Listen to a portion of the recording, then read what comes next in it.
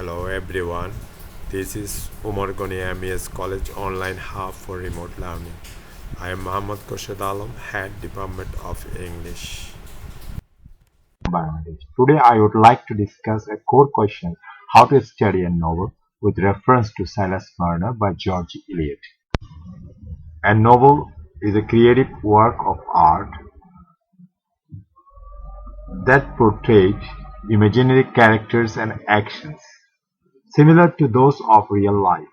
Whenever we go through it, we should try to understand its organization without disrupting the pleasure by searching for extended interpretation.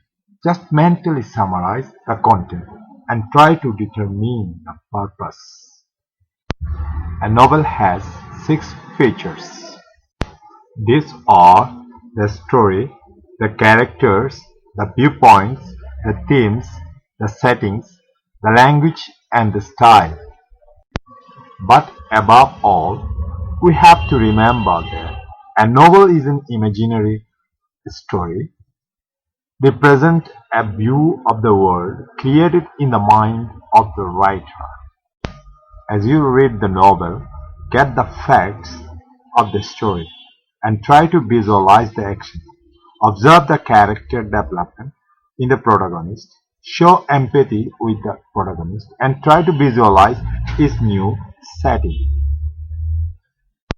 Let us start reading Silas Marner by George Eliot. Before studying a novel, it is crucial to know about the life and work of the writer.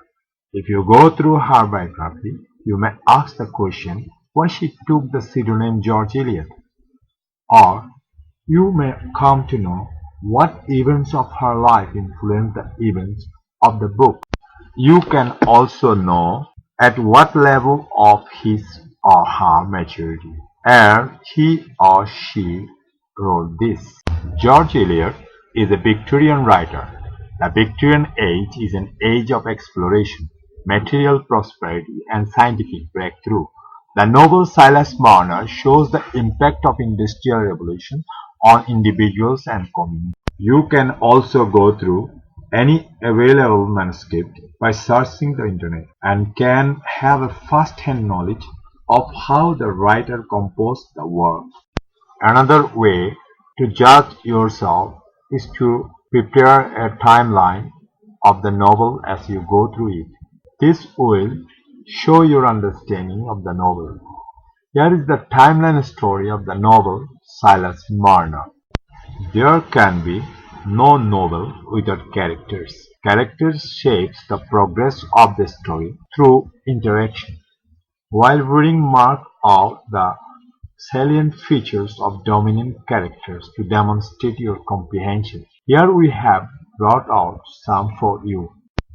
Using genealogical chart to see the development of characters and their relationship is a good way to find out the connections between the characters. It will also show how life in a given society evolves through ages. There can be no novel without characters. Characters shapes the progress of the story through interaction, while reading mark out the salient features of dominant characters to demonstrate your comprehension. Here we have brought out some for you. Using genealogical chart to see the development of characters and their relationship is a good way to find out the connections between the characters.